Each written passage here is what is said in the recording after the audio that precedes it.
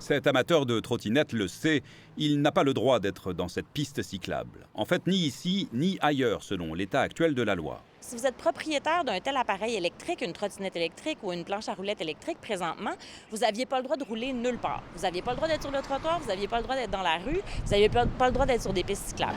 Québec corrige la situation et encadre la circulation avec un projet pilote de 3 ans. La nouvelle réglementation ne concernera pas seulement les trottinettes électriques, mais aussi les planches à roulettes, les véhicules gyroscopiques à une roue.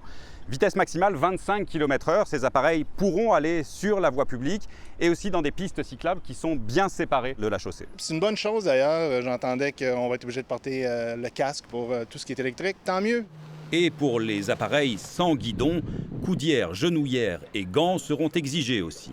Quant à la cohabitation, on ne permet pas rien sur les trottoirs, ce qui est une très bonne nouvelle pour la chercheure sur les piétons que je suis. Mais c'est certain qu'il y a une cohabitation qui va être en apprentissage pour tout le monde. Pour accueillir tous ces véhicules, Vélo-Québec voudrait que toute nouvelle piste cyclable soit comme le réseau Express Vélo, avec un seul sens de circulation. Des pistes cyclables bidirectionnelles comme on les voit ici, avec des vitesses différentes, toutes sortes d'engins. À chaque dépassement, c'est un risque de collision frontale. Pourquoi est-ce que Québec a choisi la voie du projet pilote?